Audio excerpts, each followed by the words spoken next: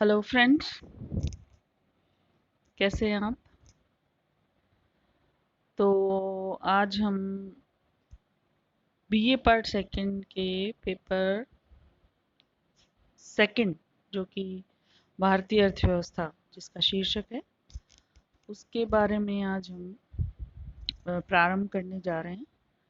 और इस पेपर की यह आपकी पहली क्लास है और इस तरीके से हम इसको कंटिन्यू करते रहेंगे। और घर बैठे बैठे आप आराम से अपनी स्टडीज़ को चालू रख सकते हैं, क्योंकि अभी आने वाले कुछ समय तक कॉलेज में क्लासेस लगने की संभावनाएं काफ़ी कम नज़र आ रही हैं। तो आप लोग घर पे ही रहें, सेफ रहें, और हम आपके लिए कॉलेज के, जो कि doctor Bhimrao Ambedkar government college Shri Ganganagar का अपना यूट्यूब चैनल है, उस पर सभी लेक्चरर्स अपने वीडियो जो है, वीडियो क्लासेस अपलोड कर देंगे। वहाँ से आप आराम से अपना मैटर ले सकते हैं और लेक्चर को देखते हुए, या कई बार कई वीडियो बिना कैमरा के भी सिर्फ आवाज़ से शूट करनी पड़ती है, तो वो आप तक ज़रूर पहुंच जाएगी। तो आज हम चलते हैं आपके सिलेबस में, इस पेपर में जो भारतीय अर्थव्यवस्था के बारे में, जो वर्तमान में या आज़ादी के बाद भारतीय अर्थव्यवस्था कैसी रही, अब कैसी है, क्या परिवर्तन आए, कब कब किस किस दशक में क्या क्या चेंजेस हुए, उसकी एग्रीकल्चर, उसका इंडस्ट्री, उसका सर्विस सेक्टर, हम सब के बारे में पढ़ेंगे। लेकिन आपके सिलेबस में इससे पहले का भी कुछ पोर्शन आता है कि आज़ादी से पूर्व ब्रिटिश शासन के दौरान भारतीय अर्थव्यवस्था के लक्षण क्या थे या विशेषताएं क्या थी, और उससे भी पहले ब्रिटिश काल से पूर्व भी भारतीय अर्थव्यवस्था कैसी थी। तो छोटे क्वेश्चन के रूप में ब्रिटिश काल से पूर्व भारतीय अर्थव्यवस्था की क्या मुख्य विशेषताएं थी, यह आ सकता है। इसलिए भी और ज्ञान की दृष्टि से भी आपको यह पढ़ना चाहिए कि ब्रिटिश काल से पूर्व भारतीय अर्थव्यवस्था कैसी थी। तो मैंने इन्हीं 3 भागों में इस टॉपिक को बांटा है, या भारतीय अर्थव्यवस्था की विशेषताओं को इन्हीं 3 हेडिंग्स के अंतर्गत बांटा, जैसे कि आप सामने देख रहे हैं नोट्स में। पहला ब्रिटिश काल से पूर्व, दूसरा ब्रिटिश शासन के दौरान, और तीसरा ब्रिटिश शासन के पश्चात, अर्थात स्वतंत्रता प्राप्ति के बाद भारतीय अर्थव्यवस्था की विशेषताएं। तो ब्रिटिश काल से पूर्व सबसे पहला हेड उठाते हैं अपन। आप सब जानते ही होंगे, सुना ही होगा अपने पुरखों से, पूर्वजों से, दादा दादी, नाना नानी से, कि वह उनके पिताजी के समय का भारत बहुत अच्छा था। तो या ये भी पढ़ा होगा कि भारत सोने की चिड़िया था। अब सोने की चिड़िया का क्या मतलब है, आप सबको मालूम ही है। सोने की चिड़िया मतलब कोई चिड़िया तो थी नहीं, लेकिन भारत इतना संपन्न था कि आज के जो आधुनिक यूरोपीय देश और अमेरिका, जिनको देख के हम ये महसूस करते हैं कि हम विकासशील हैं, वो विकसित हैं, वो धनी देश हैं, हम गरीब हैं, तो वो देश भी उस समय भारत की समृद्धि के आगे फीके पड़ते थे। उस समय भारत की उद्योग संरचना और भारत में जो वस्तुओं का, खास वस्तुओं का निर्माण होता था, उनकी पूछ देश विदेश में दूर दूर तक थी। व्यापारी गण सोना, चांदी, बहुमूल्य धातुएं, मणि, मोती लेके आते थे उन वस्तुओं को खरीदने। तो इस तरीके से भारत जो है वो अपने विदेशी व्यापार से काफ़ी धन कमाता था।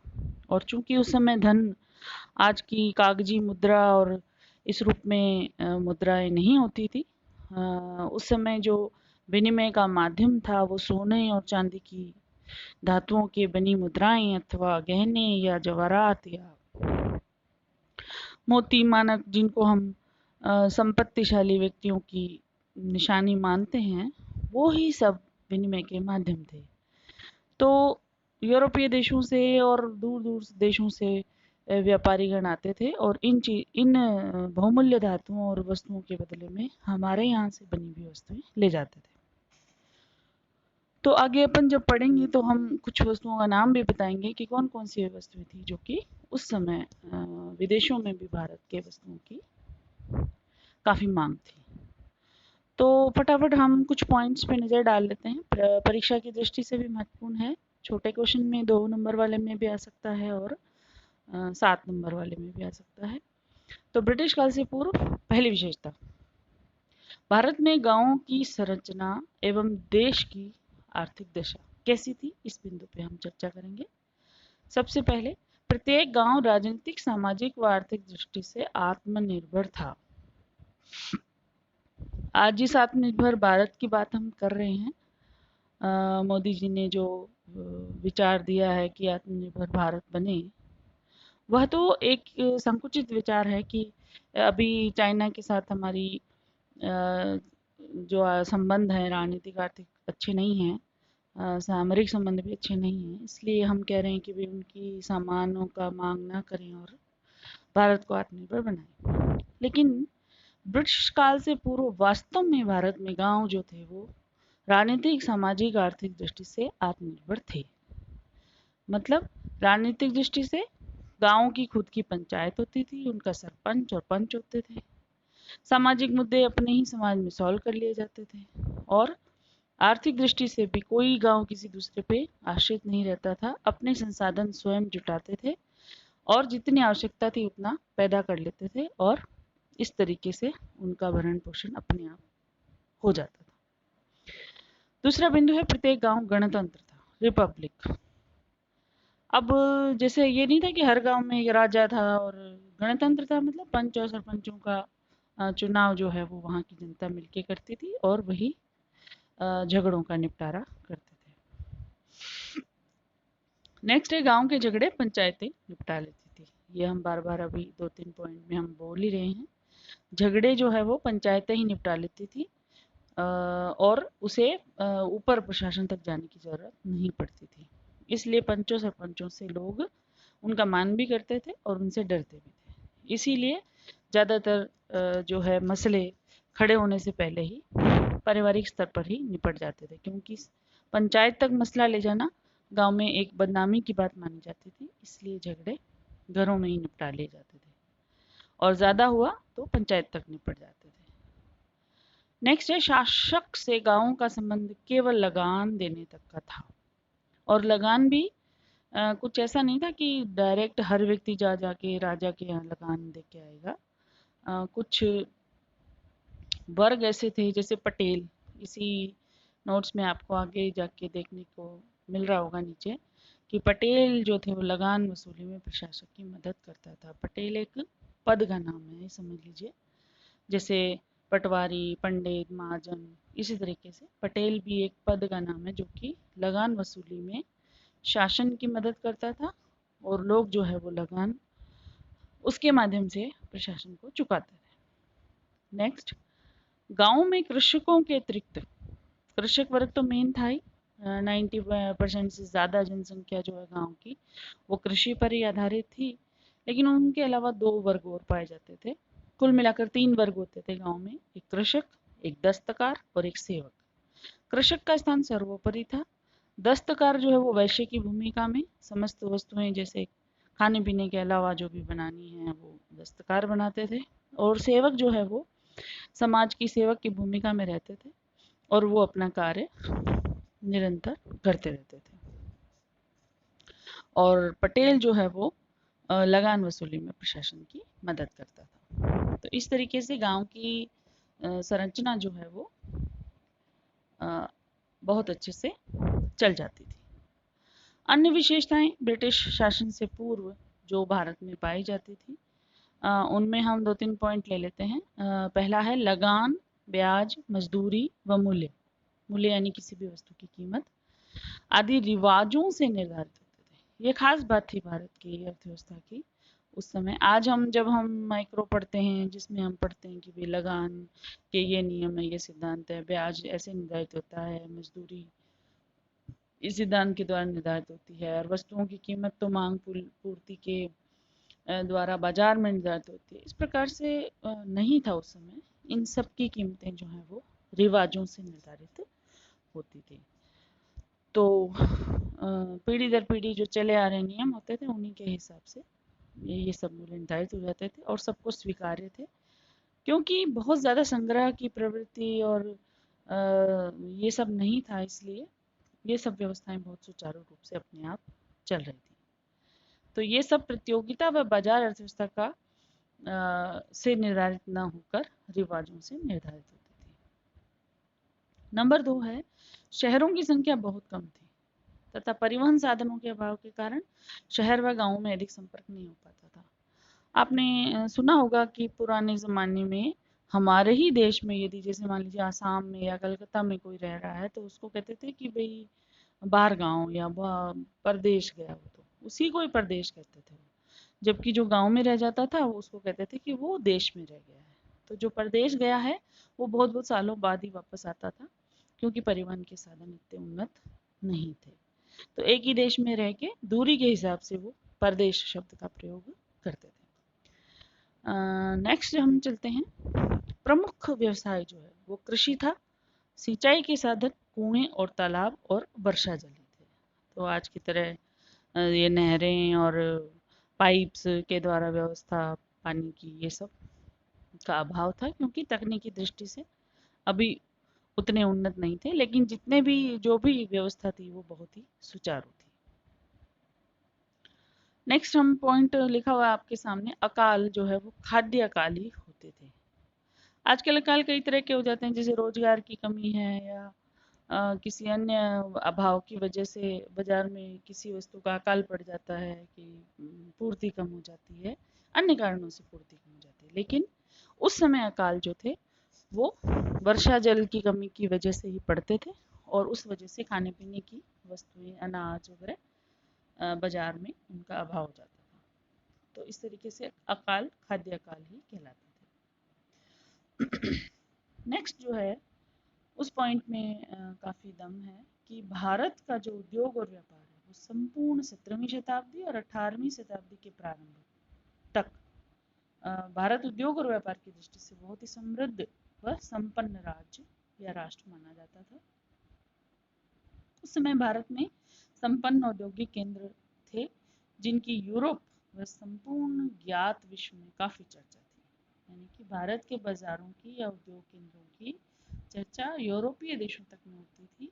इससे प्रभावित होकर यूरोपियन व्यापारी समुद्र मार्ग से भारत की खोज करने या जब उसका रास्ता ज्ञात हो गया तो फिर उन्हीं मार्गों से वो आते थे और बंदरगाह जो बने हुए थे वहाँ तटों पर अपनी नाव रख कर या रोक कर देश में एंटर करते थे और पूरे देश में घूम घूम कर सामान वगैरह खरीद के अपनी नाव से वापस जाते थे। तो इस तरीके से यूरोपियन देशों तक इसकी चर्चा थी और व्यापार हमारा इतना समृद्ध था कि सोना चांदी आभूषण रत्न आदि के बदले में हमारे यहाँ से सूती कपड़ा, शोरा, तंबाकू, नील, रेशम व जरी के सामान वो लोग खरीद के ले जाते थे। और इस तरीके से भारत का जो विदेशी व्यापार समृद्ध होने की वजह से जो बैलेंस ऑफ पेमेंट था, भुगतान संतुलन, जिसको आपके एक्स माइनस एम कह के हम डिनोट करते हैं जब हम राष्ट्रीय आय की गणना करते हैं। फर्स्ट पेपर में हमने राष्ट्रीय आय पढ़ी थी, उसके लिए एक अलग वीडियो बनाया हुआ है और चैनल पर अपलोड भी किया हुआ है, कॉलेज के चैनल पे, जहाँ पर जाकर आप देख सकते हैं कि एक्स माइनस एम यानी निर्यात माइनस आयात। यदि इन दोनों में निर्यात अधिक है, X is greater than M है, तो किसी भी देश का भुगतान संतुलन या व्यापार संतुलन पक्ष में होता है। यदि x is less than m यानी exports are less than imports हैं, तो भुगतान संतुलन जो है वो विपक्ष में रहता है, यानी हम घाटे में रहते हैं। तो उस समय जो ब्रिटिश काल से पूर्व का भारत था उसका भुगतान संतुलन यानी व्यापार जो था वो प्लस में रहता था और ये बहुत ही अच्छी बात किसी देश के लिए उस समय भी मानी जाती थी और आज भी मानी जाती है। नेक्स्ट पॉइंट जो है वो हम दो अर्थशास्त्रियों के वर्णनों को बताते हुए स्पष्ट कर रहे हैं कि डॉक्टर राधा कमल मुखर्जी एवं डॉक्टर फ्रांसिस बुकेनन, इनके वर्णनों में उक्त समस्त बातों की पुष्टि मिलती है। जब भी आप एग्जाम में कोई पॉइंट लिखते हैं तो यदि उसकी पुष्टि किसी अर्थशास्त्री के माध्यम से करेंगे तो आपकी बात को ज़्यादा बल मिलता है और मार्क्स जो है वो आपके जो एग्जामिनर है वो अच्छे देने की कोशिश करता है। इसलिए आप कहीं ना कहीं जो भी आप लिख रहे हैं, यदि किसी अर्थशास्त्री का नाम जो उस टॉपिक से जुड़ा हुआ है वास्तव में शामिल करते हैं तो आपके लिए बेनिफिशियल रहेगा।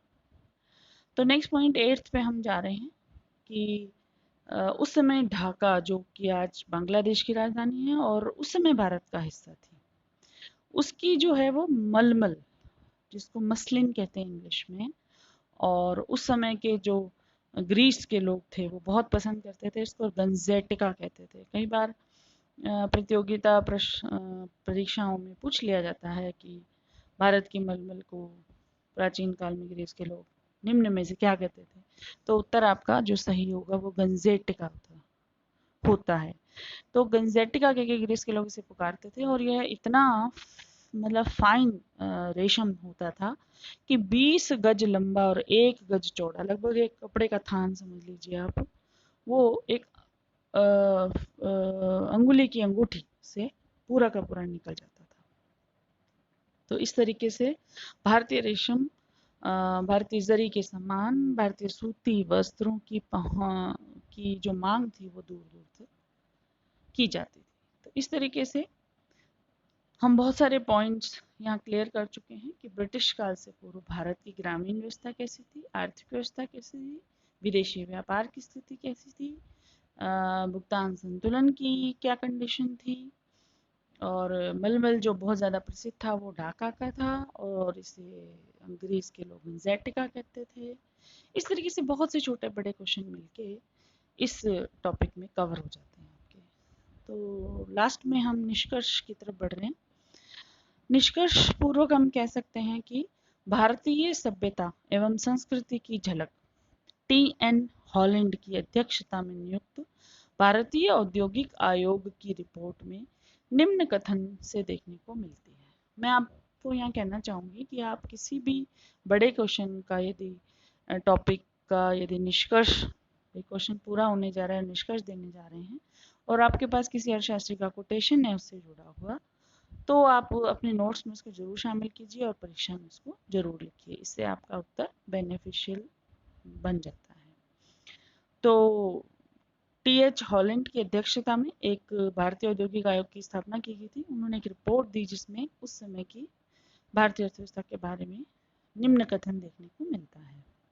इन्वर्टेड कॉमास में डबल में लिखना चाहिए किसी भी कोटेशन को, यदि हम एज इट इज लिखते हैं अर्थशास्त्री के, तो डबल इन्वर्टेड कॉमा में जैसे कि आपके सामने लिखा हुआ है, जिस समय आधुनिक औद्योगिक सभ्यता के जन्म स्थान पश्चिमी यूरोप में असभ्य जातियां निवास करती थी, उस समय भारत अपने शासकों के वैभव व अपने दस्तकारों की उच्च कलापूर्ण निपुणता के लिए विख्यात था। इस देश का औद्योगिक विकास किसी भी दृष्टि से अधिक उन्नत यूरोपीय देशों की तुलना में घटिया नहीं था। कथन से बिल्कुल स्पष्ट है। हम बहुत सारे ऐतिहासिक सीरियल्स में और फिल्मों में भी देखते हैं जो हमारे पुराने राजाओं के बारे में, उनके जीवन चरित्र के बारे में बनी हुई हैं। बड़े शानदार महल उनके दिखाते हैं, गहनों से लदी हुई उनकी रानियां। आप, ये झूठ नहीं है, ये बिल्कुल सत्य है। यदि आप पुराने किलों और महलों के भ्रमण के लिए कभी जाएंगे तो आपको वहाँ देखने को मिलेगा, या कभी गए हों तो आपने देखा होगा कि रानियों के वस्त्र जो बिल्कुल सोने चांदी के तारों से बने हुए और हीरों से जड़े हुए, और राजाओं की ड्रेसेस, और बिल्कुल शानदार ढंग से वो लोग रहते थे क्योंकि इतने संसाधन उनके पास थे। तो इस कथन में उसी बात की पुष्टि होती है कि आज का जो आधुनिक औद्योगिक सभ्यता हम जिसको कहते हैं यूरोप, वहाँ उस समय असभ्य जातियां निवास करती थी, लेकिन उस समय भारत अपने शासकों के वैभव और अपने जो दस्तकारों की उच्च कलापूर्ण निपुणता के लिए पूरे विश्व भर में विख्यात था। तो स्टूडेंट्स, आज के लिए इतना ही। शुरुआत में शायद मैंने अपना परिचय नहीं दिया। मैं कविता शर्मा, डॉक्टर भीमराव अंबेडकर राजकीय महाविद्यालय श्री गंगानगर में अर्थशास्त्र पढ़ाती हूँ। आगे हम इसको नेक्स्ट वीडियो में अनवरत जारी रखेंगे। तब तक के लिए थैंक यू।